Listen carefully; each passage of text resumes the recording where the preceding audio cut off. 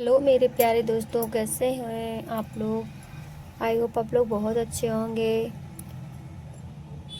आप लोगों को पता है यूपी में शिक्षक भर्ती आने वाली है, इसलिए मैं भी तैयारी फिर से शुरू करने जा रही हूँ। दोस्तों, आप लोग भी तैयारी थोड़ी बहुत कर रहे होंगे।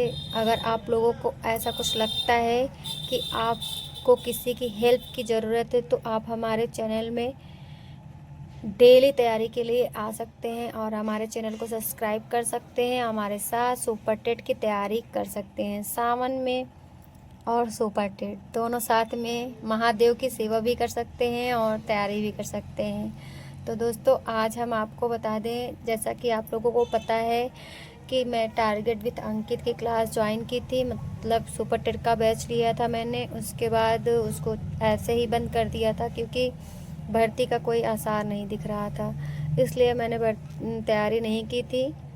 लेकिन जो भी कुछ थोड़ा बहुत इसमें पढ़ा था, उसके बाद इसका जो कंबाइंड पीडीएफ आया था, मैंने इसको निकलवा लिया था एक नोट्स के रूप में और मैंने इसकी बाइंडिंग करवा ली थी। तो दोस्तों, अब हम लोग इसमें इस नोट्स में मेरे 2 सब्जेक्ट हैं। एक केमिस्ट्री है, मतलब साइंस में दो दो चीज़ें हैं इसमें। साइंस में केमिस्ट्री है और बायोलॉजी है, और फिजिक्स नहीं है। दोस्तों, मैं आपको फिजिक्स के नोट्स के लिए परेशान मत होइएगा, उसका भी मेरे पास है। आप लोगों को पता ही है कि केमिस्ट्री, फिजिक्स और बायो तीनों मिला के हमें कितने नंबर की तैयारी करनी है। अगर आप लोगों को कुछ भी नहीं आइडिया है तो कमेंट करिएगा, मैं आपको इसका सिलेबस और कितने मार्क्स का क्या आता है, कौन से पोर्शन से ज़्यादा क्वेश्चन आते हैं, कहाँ से ज़्यादा आता है, ये सब मैं आपको एक दूसरे वीडियो में आपको प्रोवाइड करा दूँगी। तो दोस्तों, चलिए हम लोग इस केमिस्ट्री को ख़त्म करते हैं और डेली एक टारगेट सेट करते हैं कि कितना चैप्टर हमको पढ़ना है। 1 चैप्टर 2 चैप्टर जो भी पढ़ना होगा पढ़ के इसको ख़त्म करते हैं। और अगर आप लोगों को हमारी डेली रूटीन चाहिए कि मैं किस तरीके से अपना टारगेट सेट करती हूँ और दिन भर क्या पढ़ती हूँ, रात में क्या पढ़ती हूँ, अगर आप लोगों को सब कुछ चाहिए तो हमें कमेंट करिएगा। मैं आपको ज़रूर अपना दिनचर्या, अपनी रूटीन शेयर करूँगी और आप लोग हमारे साथ बनकर तैयारी कर सकते हैं। जो भी आपको समस्या होगी मुझे मैसेज करिएगा, कमेंट करिएगा, मैं आपको ज़रूर उस समस्या का समाधान करने की कोशिश करूँगी। तो दोस्तों, चलिए हम लोग साथ में मिलके केमिस्ट्री को ख़त्म करते हैं। मेरे पास इसका पूरा नोट्स है। अगर आप लोग ऐसे ही हमारे चैनल में ज़्यादा से ज़्यादा बने रहेंगे तो मैं इसका आपके साथ पूरा साझा करूँगी। मैं पूरे नोट्स को आपके साथ पढ़ूँगी, अच्छे से समझ के समझा के आपको भी समझ में आ जाएगा, मुझे भी समझ में आ जाएगा और हमारे एक सब्जेक्ट का टेंशन ख़त्म हो जाएगा। ना पढ़ने की टेंशन रहेगी और ना ही लिखने की टेंशन रहेगी, ना नोट्स बनाने की। अगर आप चाहेंगे तो बना भी सकते, नहीं तो कोई दिक्कत नहीं है। मैं आपको ऐसे इसमें समझा के पढ़ा दूँगी कि लगेगा कि आप खुद से पढ़ रहे हैं, आपके पास खुद नोट्स है, आप खुद से पढ़ रहे हैं। तो दोस्तों, चलिए हम लोग इसको शुरू करते हैं। केमिस्ट्री, रसायन विज्ञान सीधे शब्दों में। केमिस्ट्री, इसका शाब्दिक अर्थ मिश्र शब्द इसका कीमिया होता है और इसका अर्थ होता है काली मिट्टी। रसायन विज्ञान के पिता किसे कहा जाता है? फादर ऑफ केमिस्ट्री एंटोनी लेओ एरियस को कहा जाता है। रसायन विज्ञान, अब हम इसकी परिभाषा पढ़ते हैं दोस्तों। तो चलिए, रसायन विज्ञान की वह शाखा जिसके अंतर्गत पदार्थ की संरचना, रासायनिक संगठन, रासायनिक गुणधर्मों एवं उनमें होने वाली रासायनिक क्रियाओं, केमिकल रिएक्शंस का अध्ययन किया जाता है, उसे रसायन विज्ञान कहा जाता है। रसायन विज्ञान किसे कहते हैं दोस्तों? चलिए हम लोग इसकी परिभाषा पढ़ते हैं। रसायन विज्ञान विज्ञान की वह शाखा जिसके अंतर्गत पदार्थ की संरचना, रासायनिक संगठन, रासायनिक गुणधर्मों एवं उनमें होने वाली रासायनिक क्रियाओं, केमिकल रिएक्शन का अध्ययन किया जाता है, उसे रसायन विज्ञान कहा जाता है। दोस्तों, उसे क्या कहा जाता है? केमिस्ट्री साइंस कहा जाता है। पदार्थ सब्सटेंस और द्रव्य मैटर, जो स्थान घेरता है एवं जिसका आयतन वॉल्यूम द्रव्यमान मास एवं जिसे हम अपनी ज्ञानेंद्रियों के माध्यम से महसूस कर सकते हैं, वही विज्ञान है। इसमें ऐसा कुछ लिखा हुआ है, वही पदार्थ और द्रव्य, जो स्थान घेरता है एवं जिसका आयतन द्रव्यमान फिक्स होता है एवं जिसे हम अपनी ज्ञानेंद्रियों के माध्यम से महसूस कर सकते हैं, वो पदार्थ एवं द्रव्यमान है।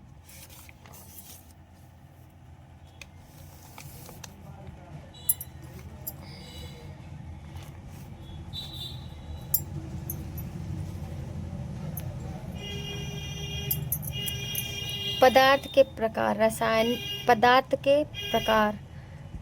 पदार्थ दो प्रकार के होते हैं। रासायनिक आधार, पदार्थ के दो प्रकार होते हैं, रासायनिक आधार एवं भौतिक आधार। Chemical basis and physical basis. शुद्ध पदार्थ, रासायनिक आधार में आते हैं हम लोग, तो इसमें शुद्ध पदार्थ अशुद्ध पदार्थ, दो इसमें भी प्रकार हैं। सबसे पहले पदार्थ के प्रकार को देखते हैं। इसमें दो प्रकार हैं, रासायनिक आधार, भौतिक आधार। और रासायनिक आधार भी दो प्रकार के होते हैं, शुद्ध पदार्थ अशुद्ध पदार्थ। शुद्ध पदार्थ जो हैं उसमें तत्व एलिमेंट यौगिक कंपाउंड, और अशुद्ध पदार्थ में मिक्सचर के भी दो प्रकार होते हैं। ठीक है, शुद्ध पदार्थ जो है उसमें मिश्रण यानी मिक्सचर, इसके भी दो प्रकार हैं, समांगी मिश्रण, विसमांगी मिश्रण। समांगी मिश्रण, विसमांगी मिश्रण। ठीक है, इसका क्या है, इसमें सही से लिखा नहीं है, होमो दोस्तों इसमें बहुत कम समझ में आ रहा है। होमोजेनियस और ये क्या है, हेट्रोजेनियस। मिक्सचर दोनों में मिक्सचर लिखा हुआ है। और उसके बाद भौतिक आधार फिजिकल बेसिस, ठोस, द्रव, गैस, प्लाज्मा, बीईसी, सुपर, ये भी थोड़ा कम समझ में आ रहा, सुपर कूलेस्ट। शुद्ध पदार्थ, अब यहाँ पे जो मैंने पढ़ा था रासायनिक आधार में शुद्ध पदार्थ, उसको तोड़ के यहाँ पे दिखाया गया है, उसका आगे का पढ़ेंगे। शुद्ध पदार्थ प्योर सबस्टेंस, यहाँ पे लिखा नहीं है लेकिन यहाँ पे लिखा हुआ है प्योर सब्सटेंस। तत्व एलिमेंट, किसी भी पदार्थ की वह शुद्धतम अवस्था है जिसे रासायनिक अभिक्रियाओं द्वारा दो या दो से अधिक भागों में विभाजित नहीं किया जा सकता। एग्जाम्पल HEONNEFCl इसका एग्जाम्पल दिया हुआ है दोस्तों। तत्व का एग्जाम्पल दोस्तों आप देख सकते हैं, HEONNEFCl है, ClBr। और यौगिक कंपाउंड एलिमेंट का भी आप लोगों ने पढ़ा, और अब यौगिक का पढ़ेंगे। जब दो या दो से अधिक तत्वों के एक निश्चित रासायनिक संयोजन से यौगिक का निर्माण हुआ है। Example for H2O, CO2, H2O में HHO, COCOO दो बार दिया हुआ है। जो ऊपर दिया है उसका विस्तारित रूप नीचे है, आप देख सकते हैं। उसके बाद एटम, ठीक है, इसके नीचे आया है एटम। सर्वप्रथम ल्यूसिपस डेमोक्रिटस। एटम की संरचना हमको लग रहा है इसमें दिया हुआ है कि किसने की थी, ल्यूसिपस डेमोक्रेट्स दिया हुआ है। तो यहाँ पे हम लोग इसका अच्छे से देखते हैं कैसे क्या है। आप लोगों को दिखाई दे रहा है? अगर आप लोग को दिखाई दे रहा है तो अपने से भी देख सकते हैं, क्योंकि अगर हम पढ़ने में कुछ गलती कर रहे हैं तो आप देख के भी पढ़ सकते हैं। फ़िलहाल ऐसा कुछ नहीं करेंगे। एटम, एटम, यहाँ एटम लिखा हुआ है, यहाँ पे एटमॉस लिखा हुआ है जो कि लैटिन भाषा का है। इसका अर्थ होता है अविभाज्य, अविभाज्य। यहाँ पे एटम लिखा हुआ है, यहाँ एटमॉस लिखा हुआ है। एटमॉस लैटिन भाषा का शब्द होता है, इसका अर्थ होता है अविभाज्य। परमाणु, एटम, परमाणु, परमाणु की हिंदी एटम होती है। एटम को ही परमाणु कहते हैं। भारतीय दर्शन में परमाणुवाद, भारतीय दर्शन में परमाणुवाद, परमाणु महर्षि कर्णाद द्वारा इसका शब्द दिया हुआ है, महर्षि कर्णाद द्वारा। ठीक है। इसमें पंच तत्व, वस्तु, पदार्थ, सबसे छोटा कण परमाणु, इसमें पंच तत्व का भी वर्णन है। जैसे वस्तु पदार्थ पृथ्वी, जल, अग्नि, आकाश, वायु। महर्षि कर्णाद ने, हमको लग रहा है ये दिया हुआ था, जिसका अर्थ होता है पृथ्वी, जल, अग्नि, आकाश, वायु। 1803 में डाल्टन का परमाणु सिद्धांत आया, डाल्टन्स एटॉमिक थ्योरी। 1808 में जॉन डाल्टन पदार्थ अत्यंत सूक्ष्मतम कणों से निर्मित है जिसे परमाणु कहते हैं, एवं परमाणु अविभाज्य है, अर्थात जिसे दो या दो से अधिक भागों में विभाजित नहीं किया जा सकता। पदार्थ, इसमें पदार्थ की जो भी परिभाषा दी गई है उसको हम लोग पढ़ते हैं। पदार्थ अत्यंतम सूक्ष्मतम कणों से निर्मित है जिसे परमाणु कहते हैं, एवं परमाणु अविभाज्य है, अर्थात जिसे दो या दो से अधिक भागों में विभाजित नहीं किया जा सकता, उसे परमाणु कहते हैं। परमाणु को ना निर्मित किया जा सकता है, ना ही नष्ट किया जा सकता है। परमाणु को ना ही निर्मित किया जा सकता है और ना ही नष्ट किया जा सकता है। आप लोग देख सकते हैं, इसमें लिखा हुआ है परमाणु को ना ही निर्मित किया जा सकता है और ना ही नष्ट किया जा सकता है।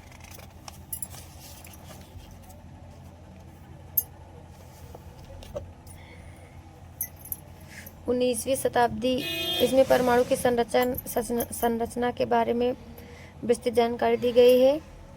परमाणु की संरचना, स्ट्रक्चर ऑफ एटम। 19वीं शताब्दी के लगभग अंत तक परमाणु को सभी पदार्थों का मौलिक एवं अविभाज्य कण माना जाता था। आवेश, इसमें दिया हुआ है आवेश को किस प्रकार परिभाषित किया गया है, इसको आप देख सकते हैं। जे थॉमसन ने सबसे पहले इलेक्ट्रॉन की संरचना की है। इलेक्ट्रॉन का सिंबल होता है ई। 1897 ईस्वी में आवेश, ऋण आवेश निगेटिव जे थॉमसन ने दिया है। इलेक्ट्रॉन ई, इसका सिंबल होता है ई से प्रदर्शित किया जाता है 1897 ईस्वी में। और गोल्ड स्टीन ने प्रोटॉन की खोज की, इसको पी से दर्शाया जाता है 1886 में। इसका नाम दिया, इसको नामित किया रदरफोर्ड ने। इसका नाम किसने दिया है? रदरफोर्ड ने दिया है, क्योंकि इसमें लिखा है नामिंग रदरफोर्ड, नाम दिया रदरफोर्ड ने। और गोल्ड स्टीन ने खोज की, कब की थी? 1886 में। किसका खोज किया था? प्रोटॉन का, जिसको पी से प्रदर्शित किया जाता है। तीसरा, चैंडविक ने न्यूट्रॉन की खोज की, इसको एन से प्रस्तुत किया जाता है, इसको एन से प्रदर्शित किया जाता है।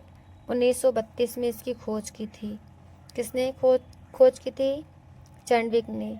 सबसे पहले ये हम जान लेते हैं, ये इलेक्ट्रॉन आवेश में ऋणात्मक होता है, आवेश में ऋणात्मक होता है, और प्रोटॉन धनात्मक होता है और न्यूट्रॉन उदासीन होता है। इलेक्ट्रॉन नेगेटिव होता है, प्रोटॉन पॉजिटिव होता है और न्यूट्रॉन न्यूट्रल होता है। क्या होता है दोस्तों? न्यूट्रल होता है।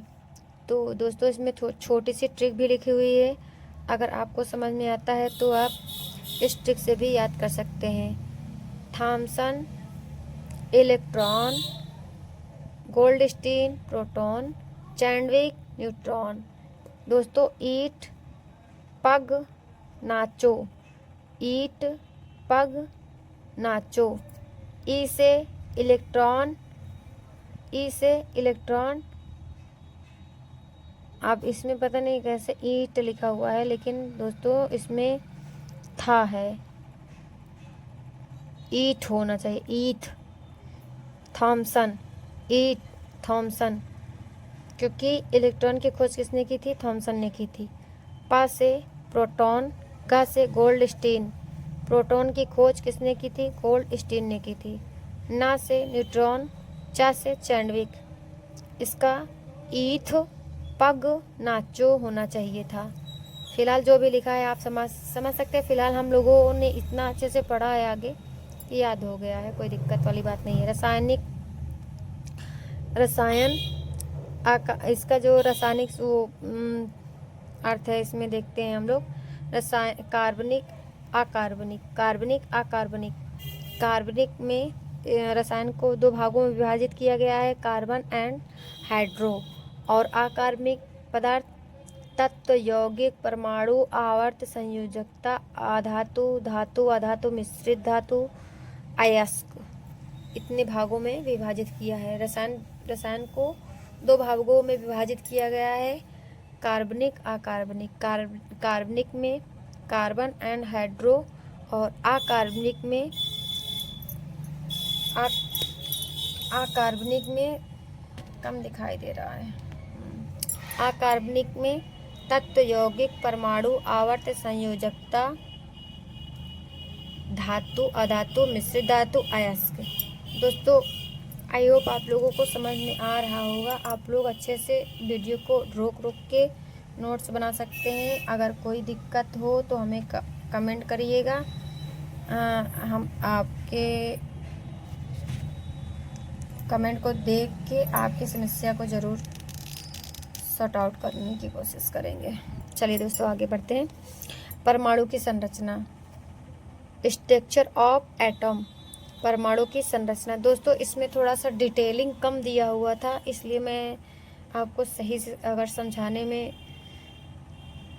समझाने की कोशिश की हूँ, अगर नहीं कर पाई हूँ दोस्तों प्लीज़ आप लोग अपने से वीडियो को दोबारा देख के या फिर अपनी नोट्स में दोबारा देख के अच्छे से पढ़ लीजिएगा। कोशिश करूँगी आपको बहुत अच्छे से समझ में आए। परमाणु की संरचना 19वीं शताब्दी के लगभग अंत तक परमाणु को सभी पदार्थों का मौलिक एवं अविभाज्य कण माना जाता था। 19वीं शताब्दी के अंत तक लगभग परमाणु को सभी पदार्थों का मौलिक एवं अविभाज्य कण माना जाता था। क्या माना जाता था? कण माना जाता था। 1897 में जे थॉमसन ने इलेक्ट्रॉन ई सिंबल से इसको प्रदर्शित किया जाता है। इसमें इसकी कूलाम जो दिया हुआ है मैं आपको बताती हूँ, 1.6 × 10 और ये -19 कूलाम है। और 1886 में गोल्डस्टीन ने प्रोटॉन को पीटी से प्रदर्शित किया है। प्रोटॉन की खोज की थी जिसको पीटी से प्रदर्शित किया जाता है। इसमें ये माइनस था, ये प्लस है। ठीक है दोस्तों, ये कोष्टक के अंदर +16 × 10 और इसकी घाते 19 लिखा हुआ है, घाते 19 कूलाम दिया हुआ है। नामित किया था रदरफोर्ड ने और गोल्डस्टीन ने इसकी खोज की थी। नामित किया था जैसे कि मैंने आपको आगे बताया था कि इसको नामित किया है रदरफोर्ड ने, लेकिन खोज की थी गोल्डस्टीन ने। 1932 में चार्विक ने न्यूट्रॉन की खोज की, जिसको एन से प्रदर्शित किया जाता है। ये इसमें जो सूत्र दिया हुआ है, एक में माइनस है, एक में प्लस है। जैसे कि इलेक्ट्रॉन में माइनस है और प्रोटॉन में प्लस है, लेकिन न्यूट्रॉन में शून्य होता है, कुछ नहीं होता है, कुछ भी नहीं होता है। अभी आप लोगों को मैंने आगे ही बताया था, ये न्यूट्रल होता है, न्यूट्रल। ठीक है दोस्तों।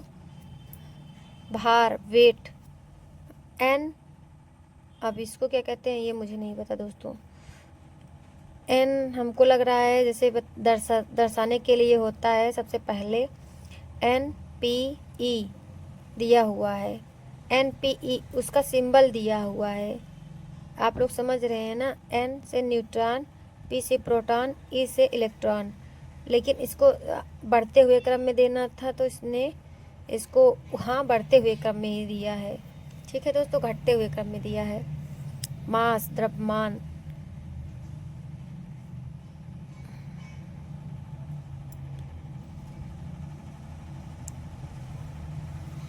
दोस्तों इसका भार दिया हुआ है, द्रव्यमान दिया हुआ है, द्रव्यमान भी दिया हुआ है। उसका ये भार था, ये द्रव्यमान है। मास, ये वेट दिया हुआ है, ये द्रव्यमान दिया हुआ है। ई 9.1 इंटू 10 की पावर 31 kg इक्वल 9.1 इंटू 10 की पावर 31 इंटू 10 की पावर 3 GM इक्वल, इसको फिर यहाँ पे दिया हुआ है पूरा 9.1 इंटू 10 की पावर 28 ग्राम। फिर उसके बाद पीटी प्रोटॉन की यहाँ पे दिया हुआ है द्रव्यमान। मास 1.672 इंटू 10 की पावर 27 kg इक्वल 1,6 इंटू 10 की पावर 24 ग्राम में दिया हुआ है दोस्तों। एन न्यूट्रॉन का दिया हुआ है 1.674 इंटू 10 की पावर 27 kg इक्वल 1.674 इंटू 10 की पावर 24 ग्राम दिया हुआ है। 1 kg 100 ग्राम, 1 kg 1000 ग्राम। ये किस चीज़ का दिया हुआ है? अभी हमें लग रहा है सारा सब कुछ जोड़ घाट के दिया हुआ। 1 kg इक्वल 10 की पावर 3 ग्राम दिया हुआ है। 1 ग्राम इक्वल 1/1000 kg दिया हुआ है। उसके बाद यहाँ पे सारा सब जोड़ घाट के दिया 1 ग्राम इंटू 10 की पावर 3 kg। डाल्टन का परमाणु सिद्धांत, Dalton ends atomic theory. J Thomson का परमाणु सिद्धांत, J Thomson atomic theory. Rutherford का परमाणु सिद्धांत। सॉरी दोस्तों।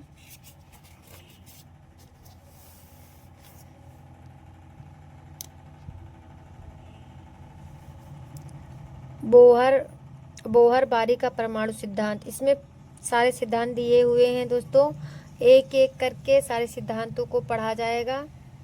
तो दोस्तों सबसे पहले J Thomson atomic theory, J Thomson ने परमाणु सिद्धांत दिया है, उसको हम लोग पढ़ते हैं। प्लम्ब पुडिंग थ्योरी, तरबूज पर आधारित व्याख्या। धनात्मक,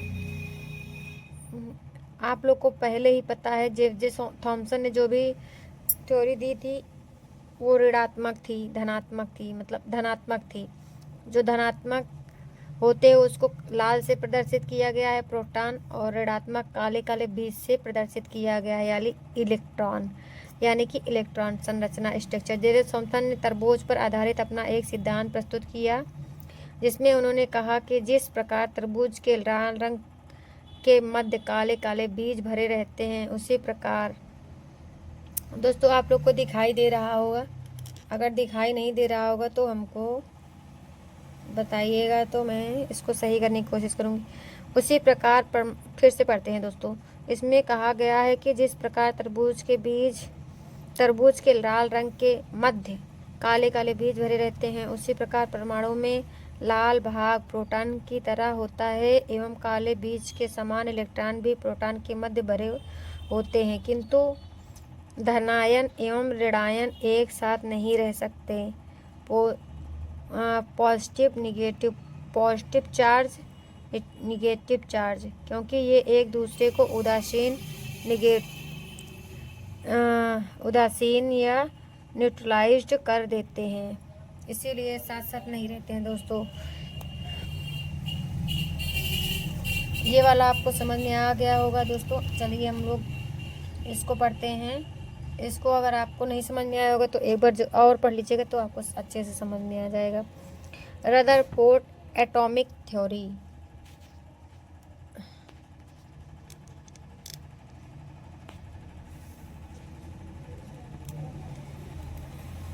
अब आ गया समझ में। रदरफोर्ड एटॉमिक थ्योरी, इसको मानचित्र के हिसाब से समझाया गया है। दोस्तों मैंने क्लास किया था तो सर ने बहुत अच्छा समझाया था। रदरफोर्ड का परमाणु सिद्धांत, ये सोने की चादर है, कण है, कण की इसमें सूत्र दिया हुआ है 2He4 ऐसे करके ऋणात्मक धनात्मक इसमें बताया गया है। और ये चलिए इसकी ये थ्योरी यहाँ लिखी हुई है, हम लोग पढ़ते हैं ना। 1911 में जे थॉमसन ने एंड जेल हो जाने पर 1911 में जे थॉमसन के जेल हो जाने पर रदरफोर्ड ने अपना एक परमाणु सिद्धांत प्रस्तुत किया। 1911 में जे थॉमसन के जेल हो जाने पर रदरफोर्ड ने अपना एक परमाणु सिद्धांत प्रस्तुत किया। रदरफोर्ड के अनुसार जब हम सोने की चादर पर 2 कणों 2He4 की बमबारी करते हैं तो परमाणु के मध्य भाग से दूर से गुजरने वाली किरणें अपने मार्ग से विचलित नहीं होती हैं, किंतु जैसे जैसे हम मध्य भाग की ओर बढ़ते हैं ये विचलित होने लगती हैं और हम एकदम मध्य भाग पर जाने वाली किरणें उसी दिशा में वापस आने लगती हैं। अर्थात किसी भी तत्व का मध्य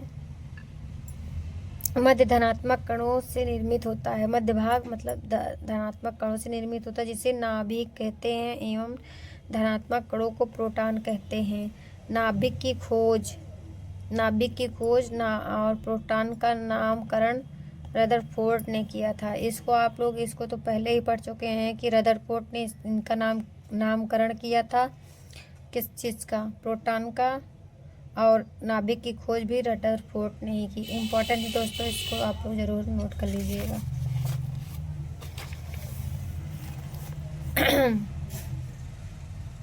दिखाई तो दे रहा है।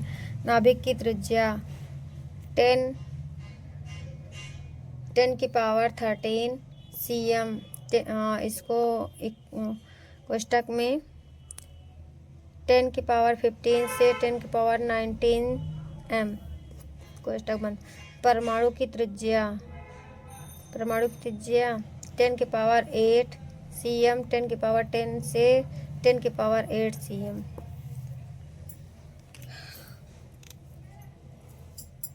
रदरफोर्ड की कमियां। इलेक्ट्रॉन नाभिक के चारों ओर एक वृत्तीय कक्षा में चक्कर लगाता है तो इलेक्ट्रॉन धीरे धीरे ऊर्जा का उत्सर्जन करता है। इसका अर्थ है कि इलेक्ट्रॉन की ऊर्जा समाप्त होने पर इलेक्ट्रॉन नाभिक में गिर जाता है। इस कारण रदरफोर्ड का परमाणु सिद्धांत असफल हो गया। दोस्तों ये इसमें अगर आपको कम समझ में आ रहा होगा तो जो हम बोल रहे हैं उससे आप नोट कर लीजिएगा, क्योंकि छपाई में इसमें थोड़ा क्या ही बोलूँ स्याही कम थी शायद, इसीलिए बहुत अच्छे से नहीं आया है। दोस्तों चलिए आज इतना ही। इसके आगे का हम लोग कल पढ़ेंगे, क्योंकि ज़्यादा पढ़ेंगे तो दिमाग से निकल जाएगा। तो इसके आगे हम लोग पढ़ेंगे एटॉमिक थ्योरी। वो हर बारी का परमाणु का सिद्धांत पढ़ेंगे, जो कि हम इसमें लिखे हैं क्लास 3। तो दोस्तों ज़्यादा नहीं पढ़ते हैं, हम लोगों ने आज दो क्लास कवर किया है दोस्तों। आप लोग नोट्स भी बना लीजिएगा, और जो कुछ इसमें कमी होगी हमें कमेंट करिएगा, हम सुधारने की कोशिश करेंगे। तो दोस्तों मिलते हैं नेक्स्ट वीडियो में। तब तक के लिए सुपर डेट की तैयारी करिए, सावन में महादेव की पूजा करिए। नमस्कार, श्री शिवाय, नमस्तुभ्यम दोस्तों, बाय।